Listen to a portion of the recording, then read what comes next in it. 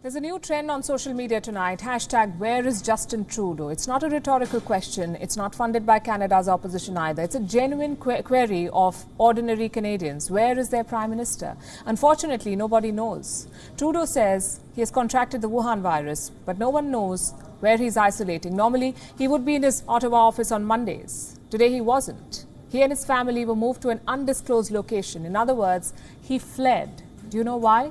Because the white knight of democracy could not handle a protest. Let me show you what's happening in Ottawa. The streets have been taken over by protesters. We're talking about thousands of them, mostly truckers. They're calling it the Freedom Convoy. Some of them are carrying banners denouncing Trudeau. Some of them drove in on their massive trucks. Some of them are not even truckers. They're ordinary residents of Ottawa. But all of them are protesting the same thing, vaccine mandates. You see, Canada has imposed a new rule for entering the US. To cross the border, you must be vaccinated. No jab, no travel. But Canadian truckers are not impressed. Some of them are anti-vax. They do not want to get the vaccine. So what did they do? Well, they're truckers. They did what they do best. They hit the roads. Some of them have blocked the major highways linking to the US. Others drove into Ottawa to clog the capital.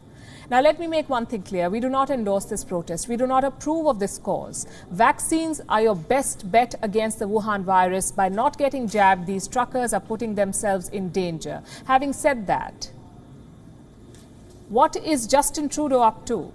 He's the Prime Minister of Canada. His job is to create consensus. If truckers are resisting him, he must reach out to them. Instead, Trudeau fled.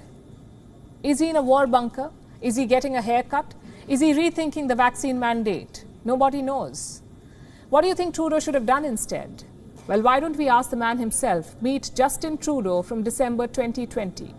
Around the time when farmers were protesting in India, that Trudeau was full of ideas, how to reach out, how to handle the protests, how to broker peace. He was passionate and proactive in offering advice. Let me quote what he said about India.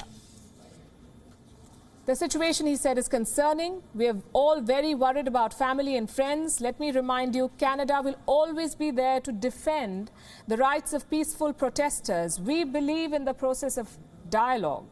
We've reached out through multiple means to the Indian authorities to highlight our concerns. If only we could get this message to Trudeau's secret cubbyhole.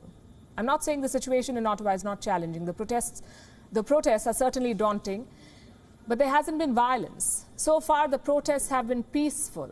So why hasn't Prime Minister Trudeau reached out to the protesters? Where is the process of dialogue?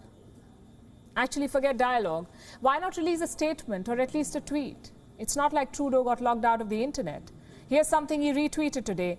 He's celebrating a football victory. Canada's men's football team beat the Americans. I'm sure it's a big deal for Canada. But is it more important than these pictures? Thousands of truckers camping in the national capital. Temperature minus 20 degrees Celsius. Trudeau may disagree with their views. So do we. But his response is two-faced. When the protests happen in India, it's the government's fault. The cops are tyrants. The ministers are unresponsive. But when the protests happen in Canada, the narrative changes. Guess what Trudeau calls these truckers? A small fringe minority holding unacceptable views. His words. Well, that's precisely what the Indian government also said, that the farmer protests were being organized by a minority. The similarities don't end there. Like all protests, this one too needs financial support. So where is that money coming from? Online campaigns. Around 33% of the donors are anonymous. No names, no address.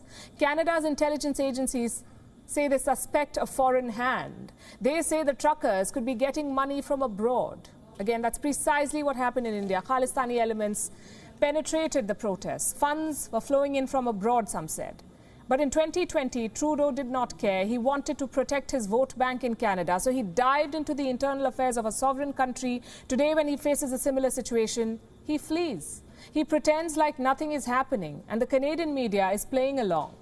Here's what the CBC is reporting, the Canadian Broadcasting Company, CBC. After 2 days of protests, Ottawa residents are feeling the effects. Some workers and volunteers say they're worried about safety.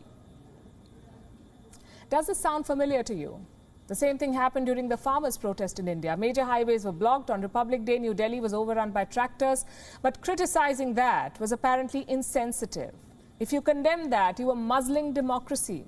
I guess it only applies to New Delhi, not to Ottawa or Vancouver or Montreal.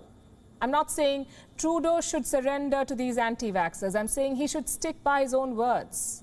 He should reach out to them. What if the protesters resort to violence? What if they disrupt daily life? Even then, Trudeau must follow his own words, talks and dialogue. Remember, that's what he asked India to do. People here could not take the highway anymore. Normal life was being disrupted. Only then did authorities intervene. But back then, Justin Trudeau lectured the government of India on how to handle the farmers. This whole controversy is a lesson for all self-righteous leaders out there. Stop meddling in the affairs of other countries. And if you do, make sure you hold yourself to the same standard. If not, you're just a hypocrite, wavy hair or not. WION is now available in your country. Download the app now and get all the news on the move.